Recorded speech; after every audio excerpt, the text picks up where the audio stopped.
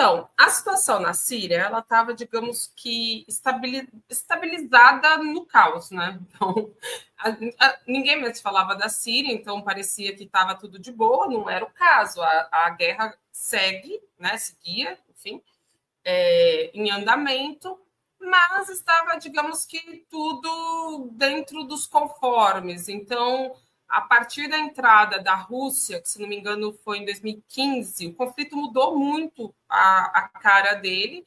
O Assad ganhou muito mais força, conseguiu recuperar as cidades mais importantes. Então, Alepo, por exemplo, que é a segunda maior cidade do país, atrás só de Damasco, Alepo estava bem estável, né, e controlada pelo governo sírio.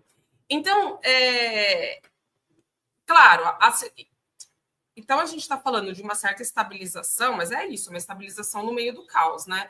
Os recursos necessários para uma reconstrução da Síria nunca chegaram. A gente tem uma enorme quantidade de refugiados sírios em dispersão pelo mundo.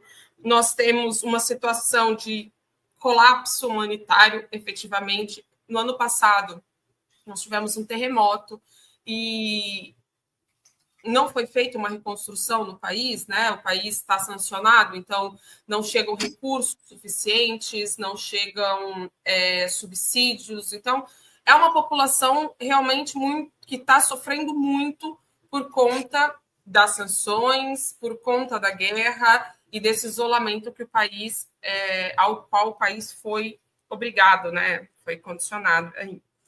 Só que o que aconteceu, então, no dia 27 de novembro?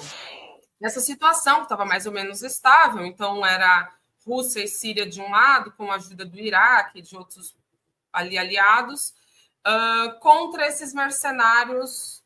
Depois a gente talvez aí tenha a oportunidade de falar mais sobre qual é a identidade desse povo aí que está sim surgindo contra o governo Assad. Bom, então o que acontece?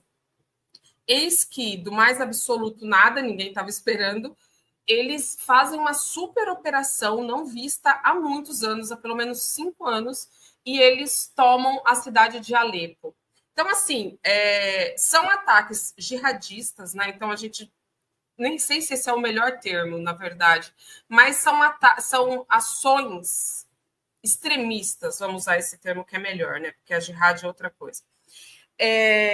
Então, eles tomaram Alepo, tomaram a principal avenida do país, que corta a cidade, que faz a conexão com outros estados, e isso chocou bastante. Agora, há um conflito de narrativas também, isso é importante dizer, porque apesar dessa situação em Alepo, o governo sírio, junto com o exército, com os combatentes russos, eles conseguiram, por exemplo, impedir o avanço sobre outras cidades e conseguiram conter a situação. Eles contaram bastante com o fator surpresa, esse é o ponto, né? Ninguém esperava. Mas, se a gente observa o time disso, a gente entende a relação. A guerra da Síria está ligada à guerra na Palestina. No dia 27 de novembro foi quando foi anunciado o cessar-fogo de Israel no Líbano, né? Israel e Líbano.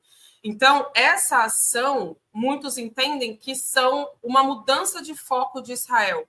Então, Israel desvia o foco para a situação na Síria, e com isso, ao intensificar o combate lá, o objetivo é complicar ainda mais o tabuleiro geopolítico da região e impedir o avanço quer dizer, a passagem, na verdade, de insumos,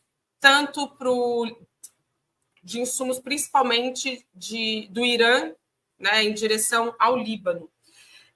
Por isso o momento, o time, como eu estou falando, né? Israel, quando aceitou esse cessar-fogo, deixou muito explícito que o objetivo é recuperar as tropas, que o objetivo é se reorganizar o exército, para, enfim, possivelmente uma nova ofensiva na região.